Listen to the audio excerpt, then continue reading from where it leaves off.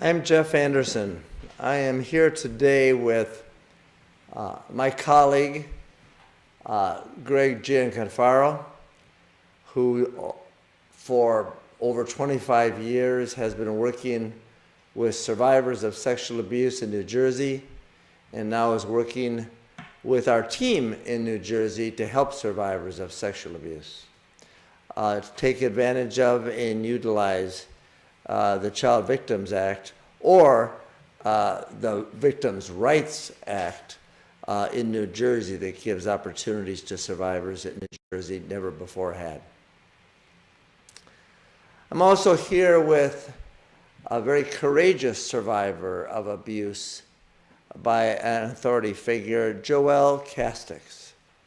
Joelle Casteix, C-A-S-T-E-I-X, will speak in a few moments, but really has experience first as a survivor of abuse in California, second as somebody who found her voice because of a window in California that opened up just like that in New Jersey, and then how she not only found her voice but recovered her power and now has become a survivor, thriver. She has become an outspoken advocate, author, and she's here to share that experience so that those in New Jersey can know there is hope, there is promise, and there is help in coming forward. I want to start by challenging and inviting the bishop in the Diocese of Metuchen, Bishop Checky. We challenge you and invite you. Challenge you through the filing of 3 lawsuits today against 3 different offenders under the Victims' Rights Bill of New Jersey. And we challenge you to account and take responsibility for each of these cases, and also challenge you to come clean with the full truth, and invite you, implore you to release more names and information that have been kept secret by the Diocese of Metuchen for too long. So first, the challenge. In these 3 lawsuits, the first is against the Diocese of Metuchen, and it names a familiar figure, Ted McCarrick, formerly Cardinal Ted McCarrick. A predator of children and vulnerable adults for decades, well known to us for some time. As we've already brought, this will have been the 6th suit, civil suit, in which we have brought claims ranging from the late early 70s into the 90s against McCarrick. And we're deeply familiar with his patterns and his practices. And today, this suit is on behalf of DO 69, naming the Diocese of Metuchen. Why Metuchen? Because he was bishop when this was done to this survivor. And a couple things really notable about this is this DO had been recruited through his family, a devout family by McCarrick when McCarrick was a priest in New York in the 70s, and built that trust and groomed this child through his parents and his family, and then brought him to Metuchen using that trust and engaged him in sexual assault while he was a young adult, 19, 20, and 22. What we want folks and survivors in New Jersey to know is that the Victims' Rights Act, the Victims' Rights Bill, gives survivors of adult exploitation, this survivor of this predator, an opportunity to cause a reckoning, to take his power, to share that shameful secret, to do what he needs to do to get help and stand up for himself. And the new law in New Jersey that's in effect until the end of November allows that, and this suit is brought under that against McCarrick. At the time McCarrick assaulted him, he was an adult, and McCarrick used his power. This will have been the third case we have brought in New Jersey against McCarrick, in which he used his power as bishop and as archbishop or as cardinal to exploit and assault adults. Folks need to know the Victims' Rights Act in New Jersey includes adults exploited by powerful figures. The second suit identifies an offender whose name is John Butler. And in it, Doe 70, the survivor, was abused in the 90s, the late 90s, by Butler when a young 9 to 10, 11, and 12-year-old at St. John Vianney in Colonia, New Jersey. Butler had been working in the diocese for over 20 years and assigned there. And there are several things here that are both disturbing and concerning to us. Butler was moved around the country before he landed for 2 decades in New Jersey. He had been assigned and worked in Richmond, Virginia. He had been assigned and worked in Rockville Center. He had then been assigned and continued to work for 22 years in the Diocese of Metuchen, and it was at St. John Vianney in Colonia, New Jersey, that he sexually assaulted this then child. And this suit was filed this morning as well.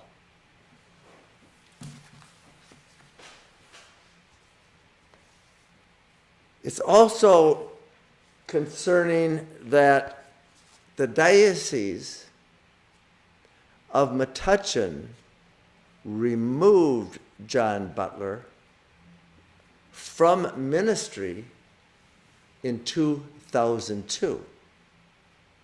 But he is still not on their list of credibly accused. And the list that they've released to the public of credibly accused priests who have offended minors is only 10 in number. More to say about that. The third suit names a brother Regis Moccia. And this brother offended this survivor named in the suit as Doe 71, at St. Joseph's High School in Metuchen in the 80s, in the early 80s, as a vulnerable teenager. And here, it's notable that we have filed, and our firms had filed another suit against Moccia for the first time naming him as an offender some time ago. And that's what inspired this survivor to come forward and say, oh my God, I hadn't been able to tell anybody this, and now Moccia is named by somebody else, and that gave him the courage to come forward and share this secret, and thus bring this suit and stand up for himself and thus others. And it's also notable that Moccia is not on the list. Moccia is not on the list released by the Diocese of Metuchen, even though that suit has been brought by us, naming him as an offender of children when he was at St. Joseph's High School in Metuchen earlier. So that really leads me to the invitation to the bishop of the Diocese of Metuchen to please come clean. It's time. And it's time for you first to release the names that you have in your position and your possession of all those settlements that you and the diocese have made under the Victims' Compensation Plan that you put forth, where survivors came forward, made claims, you made settlements, and have the names of those offenders who have never been made public by you. We know across the state there are over 500 that have been reported to have been included, and how many in Metuchen you have that you settled with, and the names and the numbers of those offenders have not been released by you. We urge you, we invite you, we implore you, release those names of those secret settlements of those offenders that you have now made. The public needs to know, and the survivors who are still suffering in silence, sometimes believing they're the only ones, deserve to know while they have time to act. Do it today. You have the list. You know the names. Please, Bishop, do that. The second thing we urge you to do, and I say invite, urge, and implore, is to identify the additional names that you know to have been accused of childhood sexual abuse that are not on the list that you released, which only include 10.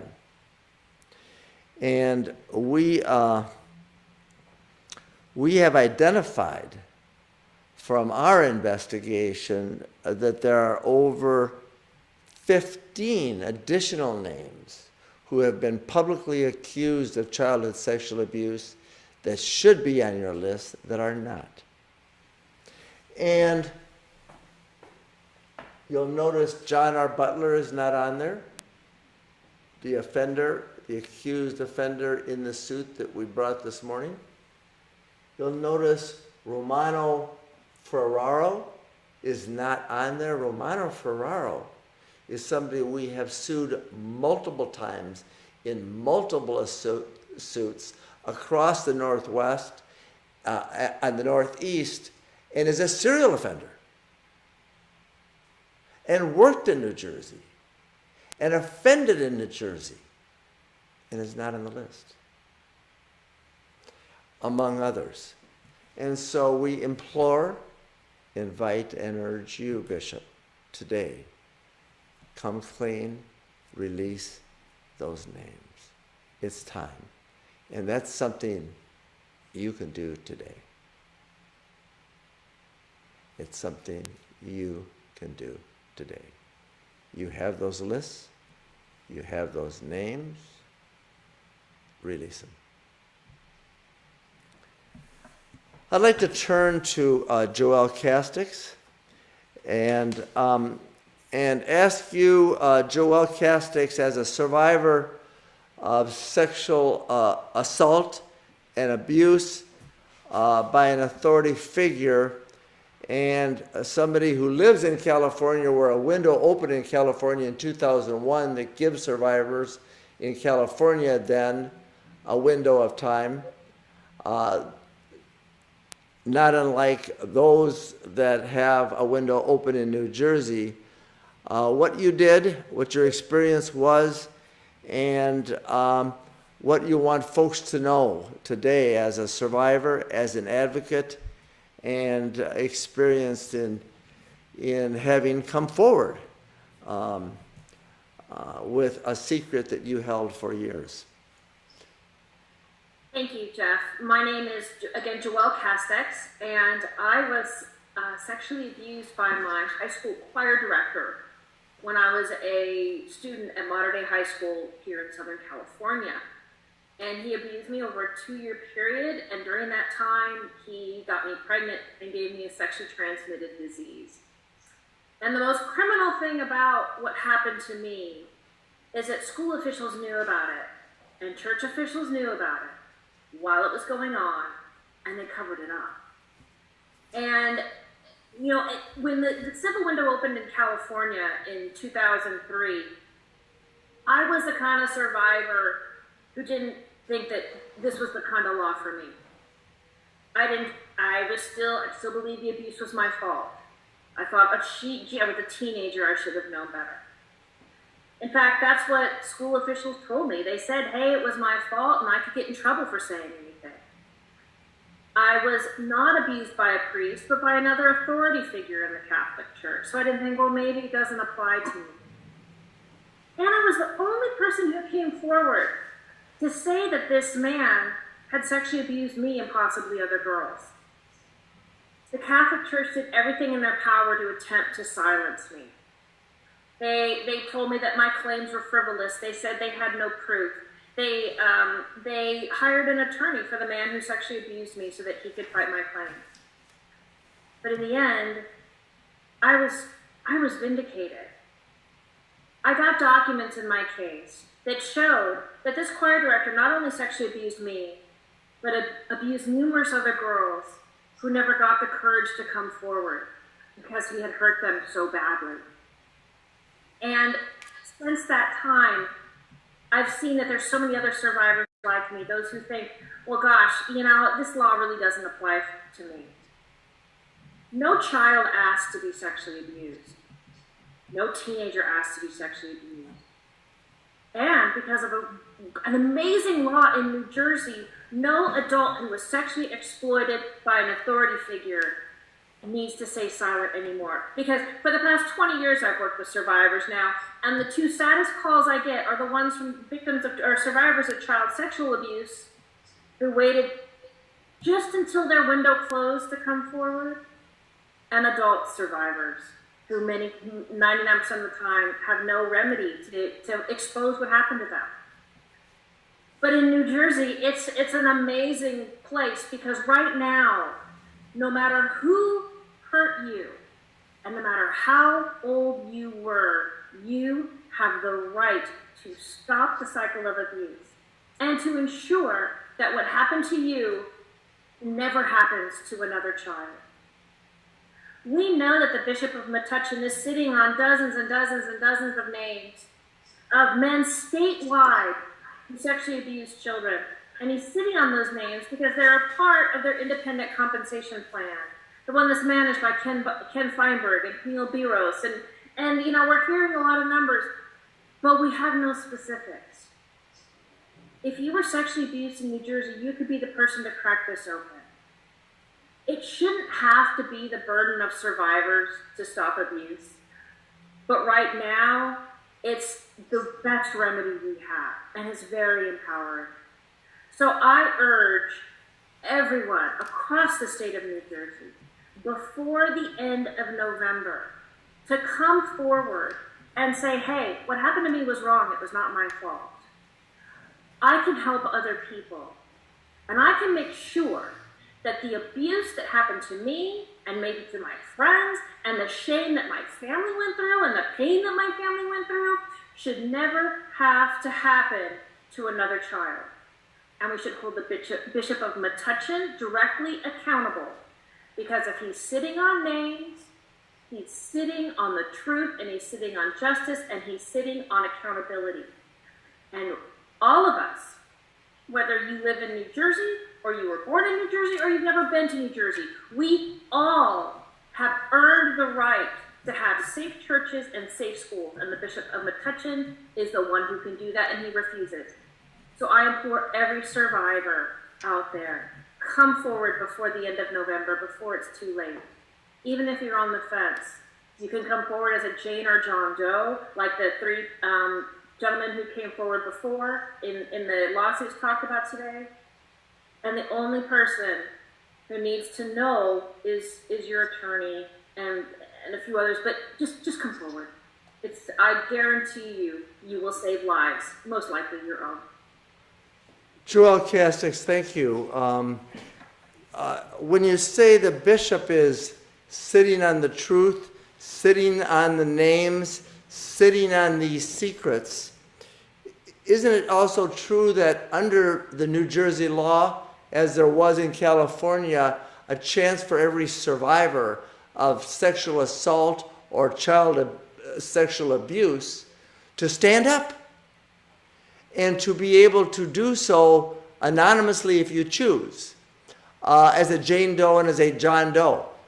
Joelle Casteix, you said it was empowering for you. We heard you say to stand up and use the law and bring suit.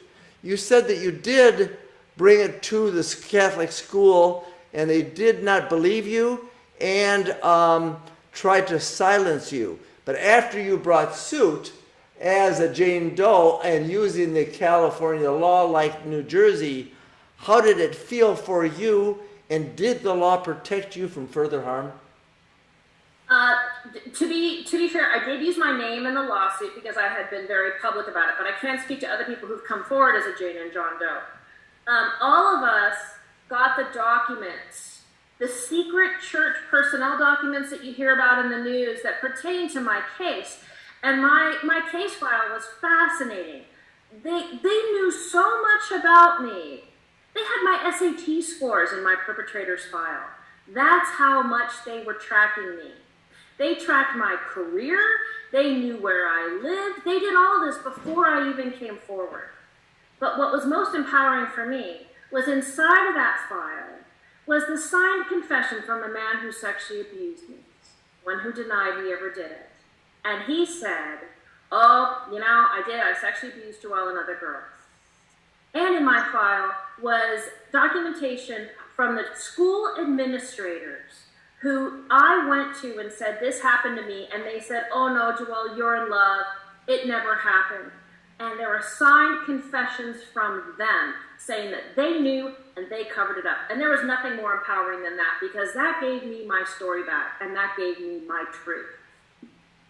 Thank you, Joelle. Craig Gianforcaro, you have heard Joelle here, but you've also been working with survivors in New Jersey, and you're working with our New Jersey team, of course, now for over 25 years. So Joelle's story is not new to you, but what is new in New Jersey is there's now this window, this time for survivors to stand up for their truth and to get power and be empowered the way Joelle just talked about. What say you today about these suits that we have filed, among the many that we've already filed under the window and the Victims' Rights Act in New Jersey? Yeah, thank you, Jeff, and thanks, Joelle. I worked with Senator Joe Vitale and helped to write this new law. And Joelle said it really well, this law, unlike all other window laws, this applies to both adult abuse as well as child abuse. However, like you said earlier, Jeff and Joelle, The time is running quick. November 30th, the window closes. So it is so important, if you're out there and you're going to act, now is the time. Now's the time. And with respect to these lawsuits, especially the one regarding Father John Butler, you know, I was working and I had cases. I've been a lifelong lawyer in New Jersey and born and raised in New Jersey. And I had cases in New Jersey in 2002 when Father John Butler was a priest in the Metuchen Diocese and was removed from ministry from the Metuchen Diocese. Yet, in February of 2019, when the Metuchen Diocese disclosed their list of pedophile priests who they knew to be abusers in this state, they did not mention his name. And for the survivor from today who had the courage to speak out, he should have been advised back in February of 2019 when this institution that promised to be open and transparent disclosed names of pedophile priests who served within their institution. He should have been on that list, and he wasn't. And I'm sure that with regard to both Father John Butler and Brother Regis Moccia, that there are others out there. But the time is quickly approaching when you have to act. That window closes November 30th, applies to adult abuse and child abuse. And I want to thank you for allowing me to be a part of this, Jeff. Thank you, Greg Gianforcaro. He just mentioned that a promise has been made by you, Bishop, and all the bishops in New Jersey and across the country to be open and transparent. If all the names that you know for whom you've made settlements and are aware they're accused of and committed the crimes of sexual assault and childhood sexual abuse, and you're sitting on them, that's not transparent, and that's not open, and that's a breaking of the promise and pledge you've already made. So we invite and urge and implore you, instead of sitting on that truth and sitting on those names, come clean, stand up, reach into the drawer at your desk where you are sitting right now, pull out those lists, put them on your website, and when you do, we will applaud you for being open and being transparent. And also know that when you say and you pledge you want to help the survivors and empathize with their pain, you will be helping them in their healing. And also giving them the information to arm them to use the law to empower themselves, to get hope, to get help, and to get healing. And there are so many names that you know about that you've never revealed. And once you do reveal those names, yes, survivors can come forward, and yes, they can hold you accountable, but that is a part of the pain of transparency. So it's time for the pain of the survivors to be relieved. And you can relieve some of that pain by coming clean, by being transparent, and by releasing these names today. We urge you to do it. Stand up. The right thing. Thank you.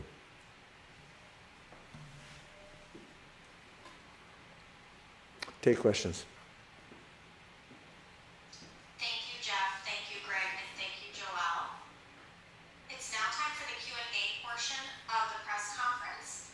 I'm going to answer a few questions that have been submitted in the chat, and then I'll open up the line for anyone that would like to go off mute and ask a question. The first question, Jeff, is,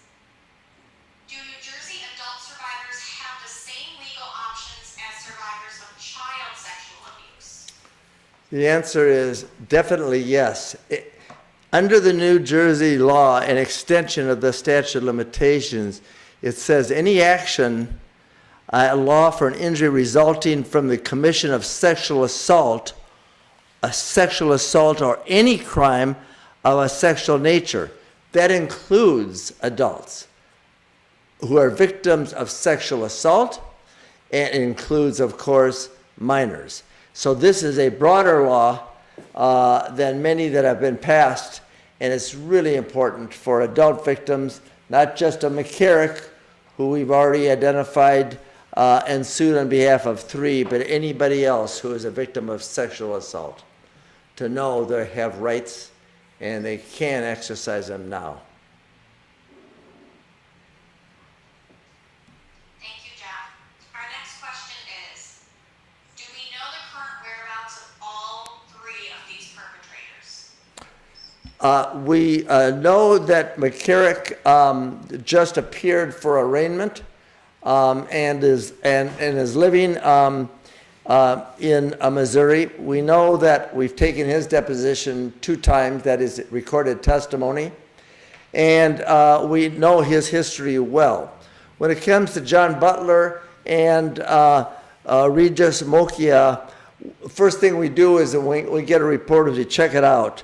Butler died in 2016, according to our records, and Moccia died in 2002, and that we know. But we also know that the harm that they did to so many kids is alive and evergreen every day in each of those kids' life. And that we know, even if they're deceased. And because they're deceased, doesn't prevent a survivor from bringing the claims against the diocese and those that share fault for the offenders that are now deceased and the harm that they did and were allowed to do by their superiors. Thank you, Jeff.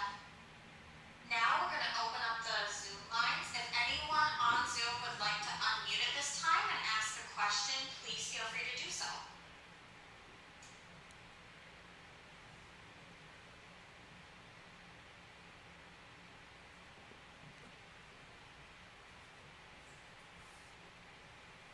All right. Well, with that, I want to thank everyone for attending and participating in today's event. Video files will be uploaded to Vimeo and available for download following the conclusion of the event. And you can submit file requests to media@andersonadvocates.com. And please feel free to reach out to us directly with any questions. I've also provided attorney contact information in the chat window if you would like to follow up and have additional questions offline. Let me praise and conclude with praise to all the survivors that are coming forward, the Jane Does and John Does. You're making a difference, not just recovering your power, but getting help and sharing these secrets so long held.